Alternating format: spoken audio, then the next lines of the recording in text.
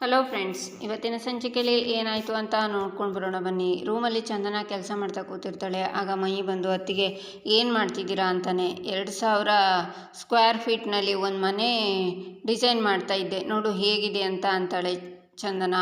ಅದನ್ನು ನೋಡಿ ತುಂಬ ಚೆನ್ನಾಗಿದೆ ಅಂತಾನೆ ಮೈ.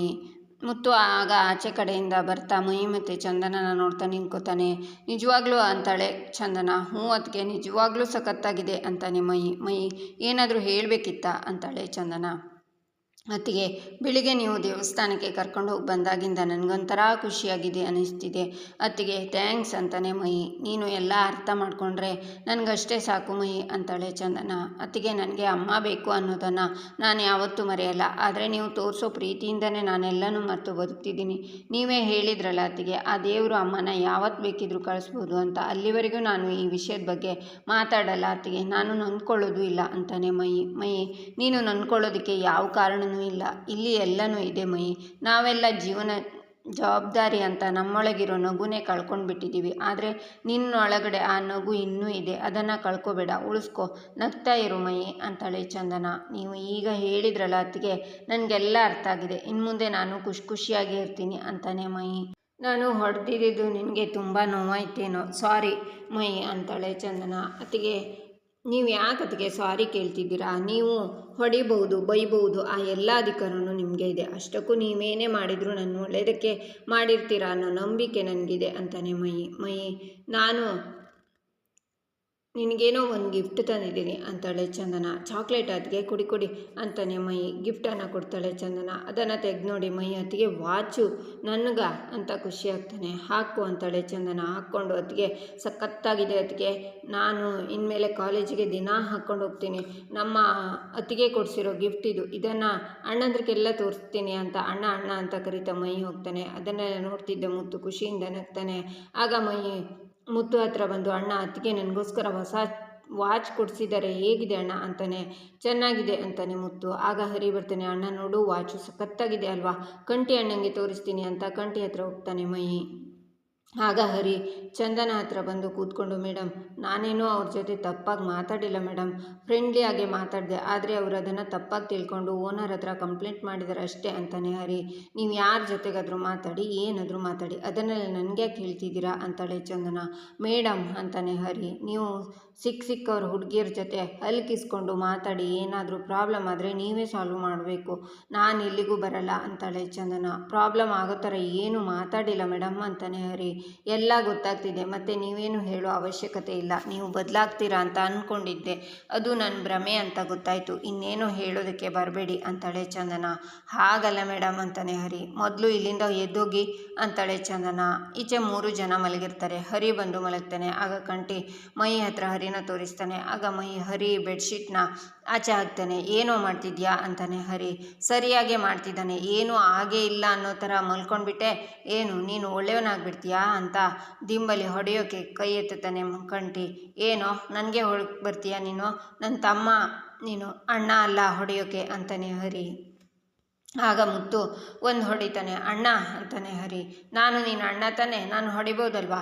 ಏನೂ ಆಗಿದೆ ನಿನಗೆ? ನಾವೆಲ್ಲ ನೀನು ಚಂದನ ಖುಷಿಯಾಗಿ ಬಾಳಲಿ ಅಂತ ಆಸೆ ಪಡ್ತಿದ್ರೆ ನೀನು ಸಿಕ್ಕ ಹುಡುಗಿಯರ ಜೊತೆ ಹೀಗೆಲ್ಲ ಮಾಡ್ಕೊಂಡು ಬಂದರೆ ಅವಳ ನಂಬಿಕೆಗೆ ಮೋಸ ಮಾಡಿದ ಹಾಗೆ ಆಗಲ್ವೇನೋ ಅಂತಾನೆ ಮುತ್ತು. ನಾನು ಹಾಗೆಲ್ಲ ಮಾಡಿಲ್ಲ, ಸುಮ್ಮನೆ ಮಾತಾಡಿದೆ ಅಷ್ಟೇ ಅಂತಾನೆ ಹರಿ. ನೀನು ಹಾಗೆ ಸುಮ್ಮನೆ ಮಾತಾಡೋದು ಹೇಗಿರುತ್ತೆ ಅಂತ ನಮಗೆ ಚೆನ್ನಾಗಿ ಗೊತ್ತು ಅಂತಾನೆ ಕಂಠಿ. ಚಂದನ ಎಷ್ಟೆಲ್ಲ ಮಾಡಿದಾಳೆ, ಇವನಿಂದ ಯಾರಿಗೆ ತೊಂದರೆ ಆದರೂ ತಾನೇ ಎಲ್ಲ ಮುಂದೆ ನಿಂತು ಬಗೆಹರಿಸ್ತಾಳೆ.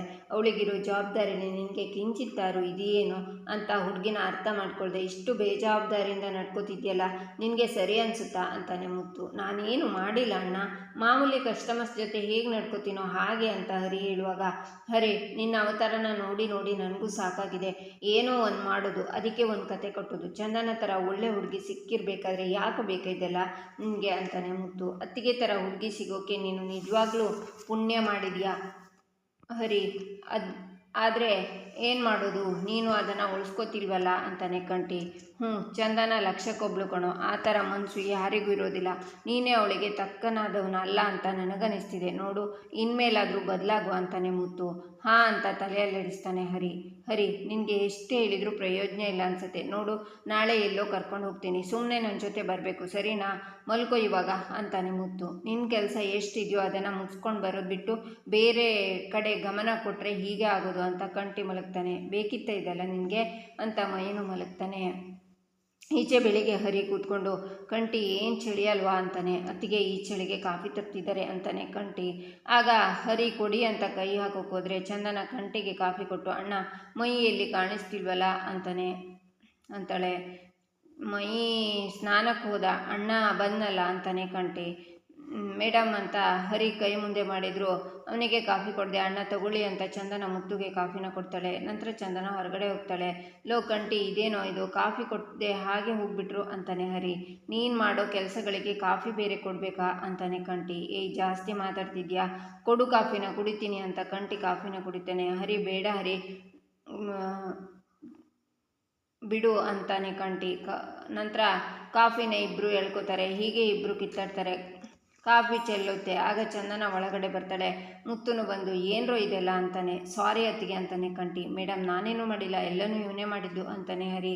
ಹೀಗೆಲ್ಲ ಆಡೋದಕ್ಕೆ ನೀವೇನು ಚಿಕ್ಕ ಮಕ್ಕಳು ಅಂದ್ಕೊಂಡಿದ್ದೀರಾ ಅಂತಾಳೆ ಚಂದನ. ನಾನೇನು ಮಾಡಿಲ್ಲ ಅತ್ತಿಗೆ ಅಂತಾನೆ ಕಂಟಿ. ಸುಳ್ಳು ಹೇಳ್ತಿದ್ದಾನೆ ಮೇಡಮ್, ನಾನೇನು ಮಾಡಿಲ್ಲ, ಇವನೇ ಮಾಡಿದ್ದು ಅಂತಾನೆ ಹರಿ.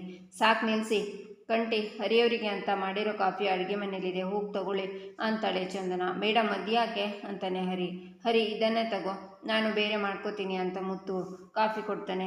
ಅಣ್ಣ ಬೇಡ, ನೀವು ಇದನ್ನು ಕ್ಲೀನ್ ಮಾಡಲಿ ಅವರು, ಆಮೇಲೆ ಅವರಿಗೆ ಕಾಫಿ ಕೊಡೋಣ. ಏನು ನೋಡ್ತಿದ್ದೀರಾ, ಕ್ಲೀನ್ ಮಾಡಿ ಅಂತ ಚಂದನ ಹೋಗ್ತಾಳೆ. ಈಚೆ ಚಂದನ ನಟರಾಜನ್ಗೆ ಕಾಫಿನ ಕೊಡ್ತಾಳೆ. ಈಚೆ ಹರಿ ಕಾಫಿನೆಲ್ಲ ಒರೆಸ್ತಾ, ಒಂದು ಗ್ಲಾಸ್ ಕಾಫಿಗೆ ಇಷ್ಟೆಲ್ಲ ಬಯಸ್ಕೋಬೇಕು, ಏನೆಲ್ಲ ಮಾಡಬೇಕು ಅಂತಾನೆ. ಅಪ್ಪ ತಂದೆ ಕೊಡು ಅಂತ ಮುತ್ತು ತಗೊಂಡು ಒರೆಸ್ಕೊಂಡು ಹೋಗ್ತಾನೆ. ನಂತರ ಮುತ್ತು ವಾಪಸ್ ಬಂದಾಗ, ಅಣ್ಣ ಏನಣ್ಣ ಚಂದನ ಆ ಅಪ್ಪನ ಜೊತೆ ಎಷ್ಟೊಂದು ಮಾತಾಡ್ತಿದ್ದಾರೆ ಅಂತಾನೆ ಹರಿ. ಹೌದು ಕಣೋ ಅಪ್ಪ ಅಷ್ಟೇ, ನಾವು ಹೇಳಿದ್ದು ಮಾತನ್ನು ಕೇಳಿಸ್ಕೊಳ್ಳಲ್ಲ, ಆದರೆ ಚಂದನ ಹೇಳಿದ್ದು ಯಾವ ಮಾತನ್ನು ಅವರು ತಪ್ಪಲ್ಲ ಅಂತಾನೆ ಮುತ್ತು. ಆಗ ಚಂದನ ಬಂದು, ಅಣ್ಣ ಇವರಿಗೆ ಕಾಫಿ ಕೊಟ್ರಾ ಅಂತಾಳೆ. ಇಷ್ಟೆಲ್ಲ ಮರ್ಯಾದೆ ಕಳೆದ ಮೇಲೆ ನನಗೆ ಯಾವ ಕಾಫಿನೂ ಬೇಡ, ಏನೂ ಬೇಡ ಅಂತಾನೆ ಹರಿ. ಹೌದು, ಮರ್ಯಾದೆ ಕೊಡೋ ಕೆಲಸನ ನೀವೇನು ಮಾಡಿದ್ದೀರಾ ಅಂತಾಳೆ ಚಂದನ. ಮೇಡಮ್ ನೋಡಿ, ಯಾವಾಗಲೂ ನೀವು ಬೈತಾನೆ ಇರ್ತೀರಾ, ಮರ್ಯಾದೆ ಕೊಡದೆ ಮಾತಾಡ್ತಿರ್ತೀರಾ ನನಗೆ ಅಂತಾನೆ ಹರಿ. ನೀವು ಮಾಡೋದು ಅಂಥ ಕೆಲಸವೇ ಅಲ್ವಾ ಅಂತಾಳೆ ಚಂದನ. ಮುತ್ತು ನಗ್ತಾ, ಚಂದನ ನಾವೆಲ್ಲರೂ ದೇವಸ್ಥಾನಕ್ಕೆ ಹೋಗ್ಬರೋಣ ಬಾ ಅಂತಾನೆ. ಇವತ್ತ ಅಣ್ಣ ಸರಿ ಅಂತಾಳೆ ಚಂದನ. ನಾನೆಲ್ಲಿಗೂ ಬರಲ್ಲ, ನಾನು ತುಂಬ ಬ್ಯುಸಿ, ಬೇಜಾನ್ ಕೆಲಸಗಳಿದೆ ಅಂತಾನೆ ಹರಿ. ನಿನ್ನ ಕೆಲಸಗಳು ಏನು ಅಂತ ನನಗೆ ಚೆನ್ನಾಗಿ ಗೊತ್ತಿದೆ, ಹೋಗಿ ರೆಡಿಯಾಗು ಅಂತಾನೆ ಮುತ್ತು.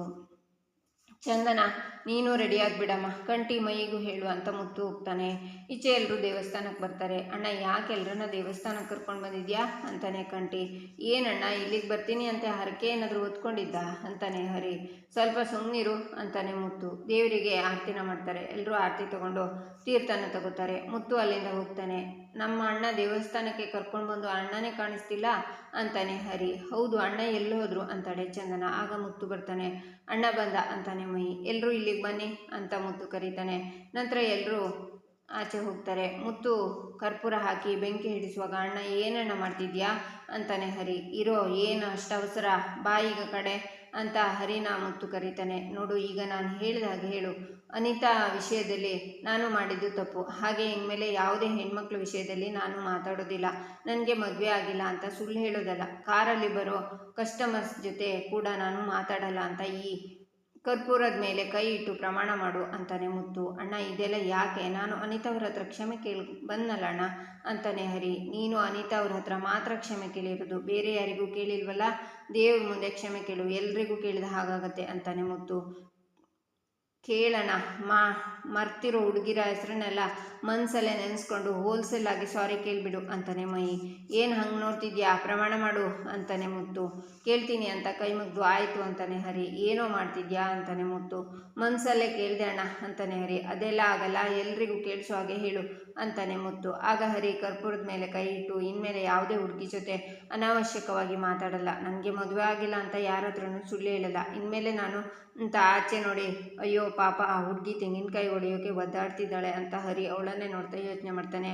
ಆಗ ಮುತ್ತು ನೀನು ಅಂತಾನೆ. ನಾನು ಯಾವ ಹುಡುಗಿನೂ ಕಣ್ಣೆತ್ತಿ ನೋಡಲ್ಲ ಅಂತಾನೆ ಹರಿ. ಸೂಪರ್ ಅಂತಾನೆ ಮೈ. ಹೇಳಿರೋದೆಲ್ಲ ನೆನಪಿದೆ ತಾನೆ, ಇನ್ನು ಮುಂದೆ ಹಾಗೆ ನಡ್ಕೋಬೇಕು ಸರಿನಾ ಅಂತಾನೆ ಮುತ್ತು. ಸರಿ ಅಂತಾನೆ ಹರಿ. ಎಲ್ಲರೂ ಬನ್ನಿ ಪ್ರದಕ್ಷಿಣೆ ಹಾಕೋಣ ಅಂತ ಮುತ್ತು ಹೋಗ್ತಾನೆ. ಎಲ್ಲರೂ ಮುಂದೆ ಹೋದ ಕೂಡಲೇ ಆ ಹುಡುಗಿ ಹತ್ರ ಹರಿ ಬಂದು, ಮೇಡಮ್ ಕಾಯಿ ಹೊಡೆಯೋಕ್ಕೆ ಯಾಕಷ್ಟು ಯೋಚನೆ ಮಾಡ್ತಿದ್ದೀರಾ, ನಾನು ಹೊಡಿಲ್ಲ ಅಂತಾನೆ. ಬೇಡ ಸರ್, ಇದು ಹರಕೆ ಕಾಯಿ, ನಾನೇ ಹೊಡಿಬೇಕು ಸರ್ ಅಂತ ಆ ಹುಡುಗಿ ಹೇಳ್ತಾಳೆ. ಆ ಕಾಯಿನ ಹೆಂಗೆ ಹೊಡೆಯೋದು ಅಂತ ನಾನು ನಿಮಗೆ ಎಕ್ಸ್ಪ್ಲೇನ್ ಮಾಡ್ತೀನಿ, ಅದನ್ನು ಕೇಳಿಸ್ಕೊಂಡು ನೀವು ಹಾಗೆ ಹೊಡೀರಿ ಆಯಿತಾ. ಆ ಕಾಯಿ ಕೊಡಿ ಅಂತ ಕಾಯಿನ ಹಿಂಗೆ ಇಟ್ಕೊಂಡು ಮನಸ್ಸಲ್ಲಿ ಏನೇನಿದೆಯೋ ಎಲ್ಲನೂ ಬಿಡ್ಕೋಬೇಕು. ಅದಾದಮೇಲೆ 3 ಸಲ ಹಿಂದ್ಗಡೆ ತಿರುಗಿಸಿ, 3 ಸಲ ಉಲ್ಟಾ ತಿರುಗಿಸಿ, ಮತ್ತೆ 3 ಸಲ ಹಿಂಗೆ ತಿರುಗಿಸಿ ಜೋರಾಗಿ ಮೇಲಿಂದ ಹೀಗೆ ಬಡಿದ್ರೆ ಕಾಯಿ ಒಡೆದೋಗುತ್ತೆ ಆಯಿತಾ. ನಿಮ್ಮ ಕೈ ಕೊಡಿ. ಏನು ಮೇಡಮ್ ನಿಮ್ಮ ಕೈ ಇಷ್ಟೊಂದು ಸಾಫ್ಟಾಗಿದೆ, ಈ ಕಾಯಿಗೆ ಹೊಡೆದ್ರೆ ನಿಮ್ಮ ಕೈ ನೋವಾಗಲ್ವಾ, ನೀವೇನು ತಲೆ ಕೆಡಿಸ್ಕೊಬೇಡಿ, ಈ ಹರಿದಾನಲ್ವಾ ಎಲ್ಲ ನೋಡ್ಕೋತೀನಿ, ಹಿಂಗೆ ಇಟ್ಕೊಳ್ಳಿ ಅಂತ ಅವಳು ಕೈನ ಇಟ್ಕೊಂಡು ಕೈ ಮೇಲೆ ಕಾಯಿನ ಇಟ್ಟು, ನಿಮ್ಮ ಮನಸ್ಸಲ್ಲಿ ಏನೇನಿದೆಯೋ ಎಲ್ಲನೂ ಕೇಳ್ಕೊಳ್ಳಿ ಬೇಡ್ಕೊಂಡ್ರಾ. ಈಗ 3 ಸಲ ಹಿಂಗೆ ಹಿಂಗೆ ಅಂತ ಹರಿ ಹೇಳುವಾಗ ಮುತ್ತು ಮತ್ತು ಮನೆಯವರೆಲ್ಲ ಪ್ರದಕ್ಷಿಣೆ ಹಾಕ್ತಾ ಬರ್ತಾ ಇರ್ತಾರೆ. ಹರಿನ ನೋಡಿ ಶಾಕ್ ಆಗ್ತಾರೆ. ಮೇಲೆತ್ತಿ ಜೋರಾಗಿ ಹೊಡೆದ್ರೆ ಒಡೆಯುತ್ತೆ ಅಂತ ಅವಳು ಕೈನೇ ಹಿಡ್ಕೊಂಡು ಕಾಯಿನ ಬಡಿತಾನೆ ಹರಿ. ಥ್ಯಾಂಕ್ ಯು ಅಂತ ಅವಳು ಹೋಗ್ತಾಳೆ. ಹರಿ ತಿರುಗಿ ಮನೆಯವರನ್ನ ನೋಡಿ ಅಯ್ಯಯ್ಯೋ ತಗ್ಲಾಕೊಂಡ ಅಂತ ಅವ್ರ ಹತ್ರ ಬಂದು ಅಣ್ಣ ಅಂತಾನೆ. ಏನೋ ಮಾಡ್ತಿದ್ದೆ ನೀನು ಅಂತಾನೆ ಮುತ್ತು. ಸಮಾಜ ಸೇವೆ ಅಣ್ಣ ಅಂತಾನೆ ಹರಿ. ಸಮಾಜ ಸೇವೆನ ಥೂ ಅಂತ ಮುತ್ತು ಹೋಗ್ತಾನೆ. ಚಂದನನು ಸಿಟ್ಟಿಂದ ಹೋಗ್ತಾಳೆ. ಎಷ್ಟೇ ಹೇಳಿದ್ರು ನಿನಗೆ ಬುದ್ಧಿ ಬರಲ್ವಲ್ಲ, ಬಾಮಯಿ ಅಂತ ಕಂಟಿನ್ಯೂ ಹೋಗ್ತಾನೆ. ಈಚೆ ಚಂದನ ಮುತ್ತುಗೆ ಹೊಸ ಡ್ರೆಸ್ಸನ್ನು ತಂದಿರ್ತಾಳೆ. ಇದನ್ನು ಮುತ್ತು ಕೊಡಿ ಅಂತ ಕಂಟಿಗೆ ಕೊಡ್ತಾಳೆ. ಕಂಟಿ ಅದನ್ನು ಮುತ್ತುಗೆ ತಗೊಂಡೋಗಿ ಕೊಡ್ತಾನೆ. ನಂತರ ಹೊಸ ಡ್ರೆಸ್ನ ಹಾಕ್ಕೊಂಡು ಮುತ್ತು ಬರ್ತಾನೆ. ಅವನ್ನ ನೋಡಿ ಎಲ್ಲರೂ ಖುಷಿ ಆಗ್ತಾರೆ. ಇಲ್ಲಿಗೆ ಈ ಸಂಚಿಕೆ ಮುಕ್ತಾಯವಾಗುತ್ತೆ. ಮುಂದಿನ ಸಂಚಿಕೆಗಾಗಿ ನಮ್ಮ ಚಾನಲನ್ನು ನೋಡಿ ಸಬ್ಸ್ಕ್ರೈಬ್ ಮಾಡಿ, ಲೈಕ್ ಮಾಡಿ, ಸಪೋರ್ಟ್ ಮಾಡೋದನ್ನು ಮರಿಬೇಡಿ.